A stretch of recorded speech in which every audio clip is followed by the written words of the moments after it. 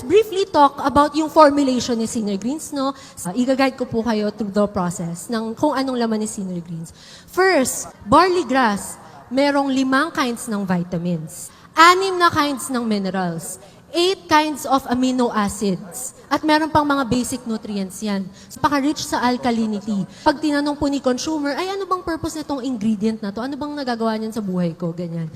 Nakakatulong po siya pampalakas ng buto, pangpaganda ng immunity, pampa-heal ng wounds, lalo na po sa mga consumer natin na maaaring diabetic, ganyan. So, pinapabilis niya yung pag-heal ng wounds natin. Or kahit hindi po sa diabetic, minsan po may mga consumer tayo na maaaring magtanong, ay mabagal po yung clotting time ng dugo ko. Pwede po kasi nga dahil kay barley grass. Barley grass pa lang yon. Okay. At saka si barley grass, nakakatulong din po sa pagpapabilis ng nerve impulses natin. Kasi alam niyo po, mahalaga na sa panahon ngayon, very in sync yung mind and yung body natin. That's barley grass alone. Now, let's move to the next ingredient, si wheatgrass. Wheatgrass has a great function sa pagpa-purify, sa paglinis ng dugo natin. Kakakain po natin ng matataba, ng mga hitik sa mantika. Siyempre, nakaklog yung mga dugo natin, kaya po may minsan may inaatake ng stroke, ayan, may naka-cardiac arrest. So, very important si wheatgrass sa pagpapalinis ng dugo natin. And also, si wheatgrass po, meron siyang chlorophyll, yun po yung green pigment, kaya po green yung kulay ng gulay. Very similar siya sa human DNA ng katawan natin. So, syempre, imagine, no, gaano ka-powerful ang isang ingredient kung yung structure niya kaparehas ng sa atin. Di po ba? Tapos, si wheatgrass, ang function din niya is para mas mapabilis, mas mapabuti yung absorption ng nutrients sa katawan natin. Okay. So, again, si barley grass and si wheatgrass. Ngayon, punta po tayo kay Senior Greens or yung superfruits na tinatawag. Ito po ay isang mixture ng fruits and vegetables. Okay. Ano-ano po ba yung mga fruits and vegetables na kay Senior Greens? Meron siyang broccoli, and then meron siyang spirulina, meron din pong celery, may spinach, meron pong bitter gourd or ampalaya, pero kay Senior Greens hindi niyo po malalasahan yung mapait na lasa ng ampalaya. It also has green apple, it also has leeks. Ito pong combination na to, napakalakas niya. Rich siya in fiber eh. So, kumbaga, kapag ang ingredient mo or yung katawan mo, very rich in fiber, mas mabilis malalabas yung toxins, yung waste, palabas ng katawan natin. So, ano pong end result? Of course, mas malinis yung body. Okay? Mas mabilis yung pag-process ng katawan. And also, ito pong si Senior Greens, no, yung formulation niya, napakatindi ng alkalinity. Napaka-rich niya sa vitamin A, meron siyang iron, siyang vitamin B1, B2, meron din carotene. Our research and development team, talagang pinaghihirapan, talagang ni-research ng maigi, ano ba yung component na makakabuti sa produktong to. Siyempre, yung research and development team natin has found, ito pong mga vegetable na to, yung pinaka-effective. Kapag pinagsama-sama, maganda yung maidudulot sa katawan. Finally, meron din po tayong moringa. Alam niyo po ba tong si moringa? Ang tawag sa kanya sa ibang bansa is perfect plant. 5 times higher yung nutrients niya. Dahon pa lang ni moringa has 3 times more iron than spinach, 4 times more vitamin A than your regular carrot. It also has 4 times more calcium than your favorite brand of milk. So, ganun po ka-powerful si moringa. Leaves pa lang po yun. Pag nag-take ka ng moringa, para kang kumain ng iba't ibang klase ng multivitamins. But the question is, bakit ka pa mag-take ng iba-ibang multivitamins? Eto na nga.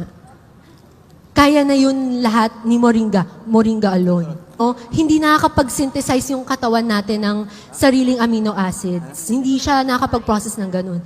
So si moringa, ang naitutulong po niya, ang naidudulot niya, siya na mismo yung mismong bumubuo ang nutrients sa katawan para po mas mapaganda yung condition ng katawan natin. So, all in all, ito yung formulation po natin kay Senior Greens. It helps prevent all sorts of diseases. Kaya naman, pag po nakita nyo talaga yung mga testimonials sa Facebook, sa social media, hitik na hitik siya sa content.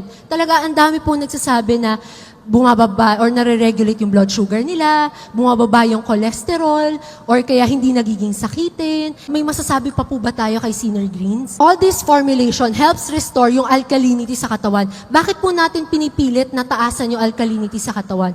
Kasi po, ang katawan natin, pag masyadong acidic, delikado. Meron po ba dito na madalas makaranas ng acid reflux? Kunwari po, bagong kain tayo, tas naparami tayo ng kain. Ano po unang ginagawa natin pagtapos natin kumain? Anong unang-una? Nakagis na natin na pag bagong kain, diretso higa. Okay, diretso higa. Alam niyo po ba kung gaano ka-harmful yun? Kasi instead na yung pag-digest ng pagkain natin pababa, kapag nakahiga ka, hindi makakapag-digest yung stomach mo ng maigi.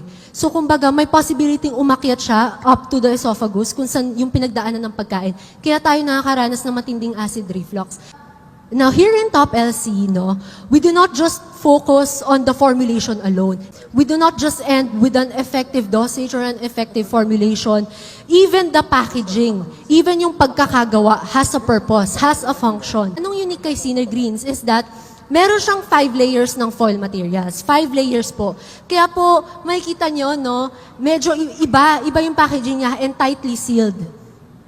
To give you an idea, dito po sa Philippines, karaniwan, ang meron lang available is 3 layers of foil. Yun yung madalas makikita nyo sa mga ordinary sachet, or kaya yung mga nakikita nyo sachet ng ketchup, 3 layers of foil lang po yun.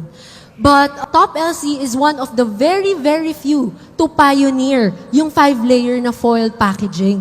Which means, si Sinner Greens ay isa sa mga kauna-unahang gumamit ng 5-layer na foil sa packaging nila. So here, makikita nyo po kung gaano katindi yung proseso na ginawa. Maaari po may magtanong, no, bakit ang 5 layers foil? Bakit ganun? Bakit ang haba ng proseso? It's because, syempre, gusto natin na yung isang sachet ng Sinner Greens maging resistant sa heat or sa temperature. Ano po ba nangyayari kapag ang sachet hindi resistant sa heat o sa init o sa temperature? Siyempre, mabilis pong magbabago yung stability ng produkto natin. Siyempre, mabilis maluluma, di ba? Kumbaga, bababa yung shelf life. But the good thing with Sinner Greens is, again, tightly sealed po siya. And then, resistant na rin siya sa water vapor, so hindi basta-basta siyang mapapasukan ng kung ano-ano. And also, ang target natin is ma-maintain yung activity ng mga raw materials. Hindi naman po tatagal ang isang produkto ng ganon sa competitive na market kung hindi siya effective.